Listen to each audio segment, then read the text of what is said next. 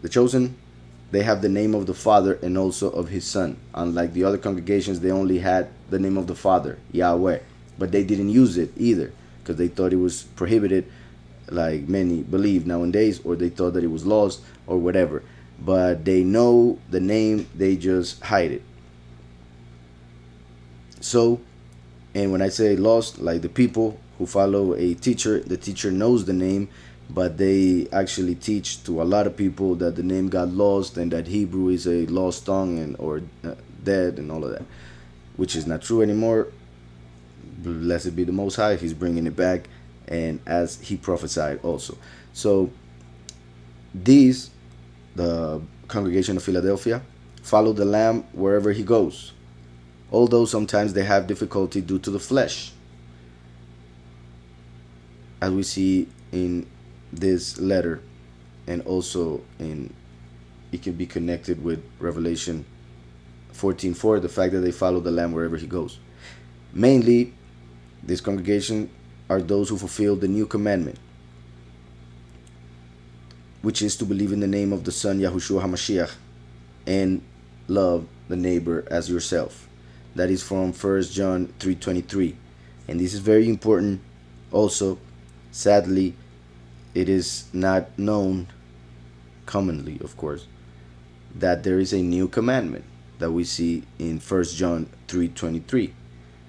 And it is written, I give you a new commandment, that you believe in the name of the Son, Yahushua HaMashiach. Not only that you believe in the Son, but that you believe in His name. Therefore, you must know His name in order to believe in the true Messiah. So, I'm going to read Revelation 3 from 7 to 13. When it comes to the luminary that this congregation represents is Jupiter. There are several things said regarding Jupiter. In the negative, it is connected with Zeus in Greek mythology and other things. Zeus basically is Jupiter. It was worshipped by the Romans as Jupiter, by the Greeks as Zeus. And in Hebrew, the name is Tzedek. So it actually means justice, or the righteous one. So in the negative is connected with the angel that would accuse the inhabitants of the earth because of their sin. So it is also connected with justice, but in the sense of the accusation, judgment. In the spiritual positive sense, it has to do with the second coming, the last, and for many reasons. One of them, because it is a planet. Planet is a wandering star, according even to the Greek, which is the language that is the original of the word planet and star. So star, we all know what it is. Then we have the wandering stars, which were planets. It had planet before the word star. So planet means wandering, which means that the planets are as stars. However, they move completely different than the rest of the stars, which are locked in their position within their constellation. So that is why we see every night all the constellations the same as in the past, as centuries, millennia ago. We see the same constellations exactly in the same position, and they all move together above us throughout the night. However, planets, they wander through the firmament, and they are not in the same position as the rest of the stars. So that is the difference between stars and planets. They move different. They have a different movement than that of stars, which are locked in the firmament. And I use that word just to understand that they cannot move.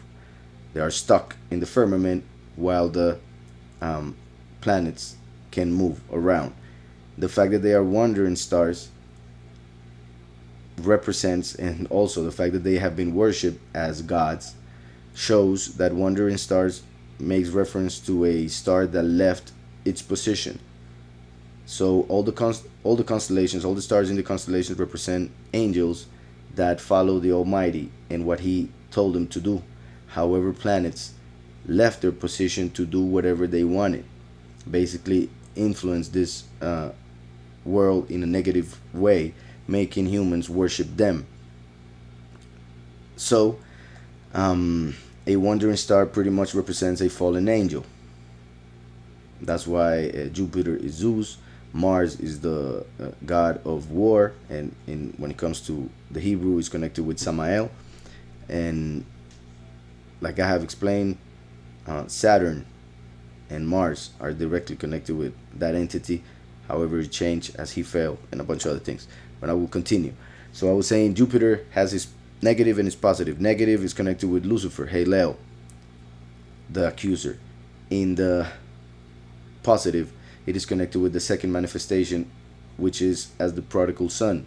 As Joseph was a slave in Egypt before becoming the king, since Jupiter represents the king planet, represents Messiah as king. Yahushua the first, he came as Kohen Gadol, the high priest.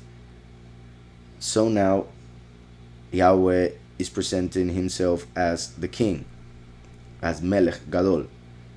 So that's why it's represented by Jupiter, and is a wandering star because the king comes as the prodigal son, because represents the knowledge of good and evil. So he fell in evil in order to be able to defeat it through the strength that Mashiach left 2,000 years ago. So Jupiter is connected with the second coming, as it is also connected in the negative, like I already said, with Zeus, which is pretty much the entity that had fooled the prodigal son.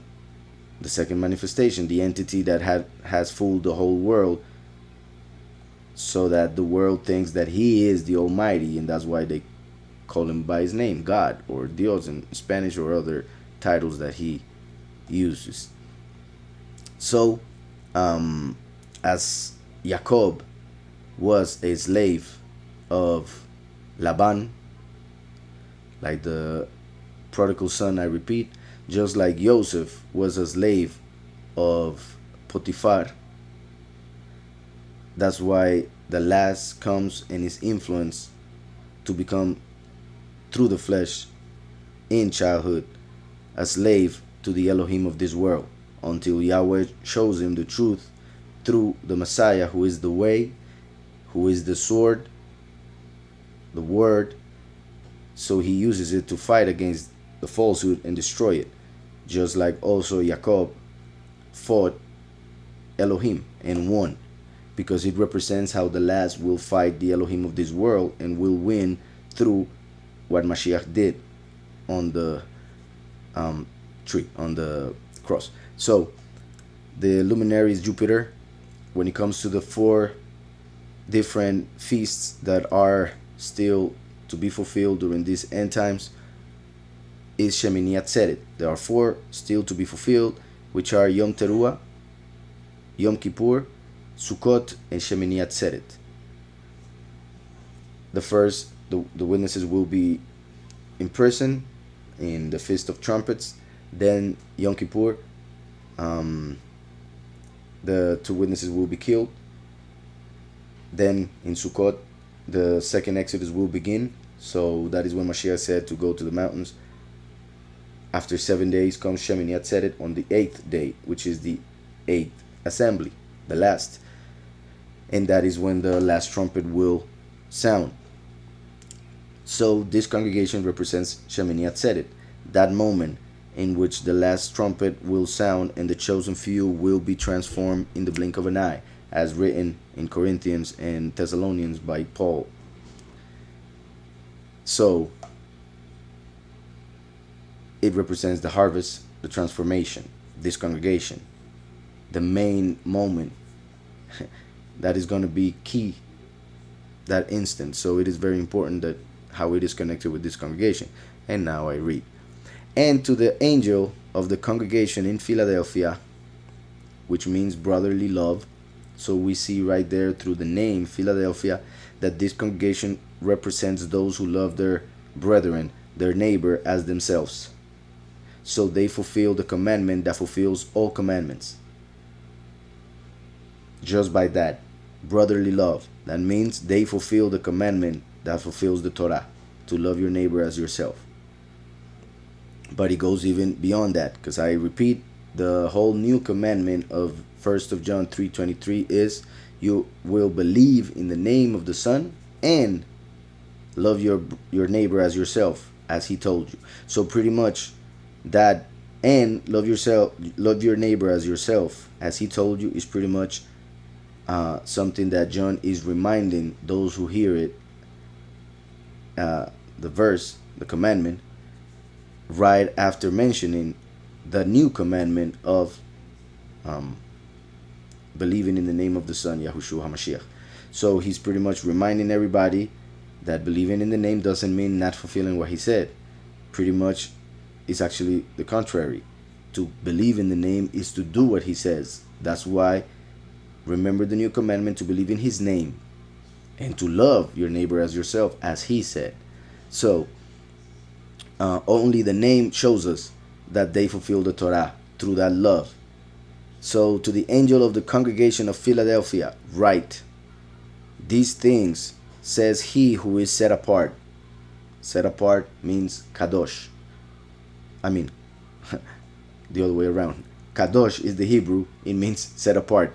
Normally it is written, or they translate it as saint, the saints, or he who is holy. In this case, he who is holy. That's how they would say. Holy comes from Helios, which is the sun. So holy is actually a word that is connected with the worship of the sun, and that's why it has nothing to do with the Almighty. In the Hebrew, it's actually kadosh, which means set apart. So this thing says he who is set apart.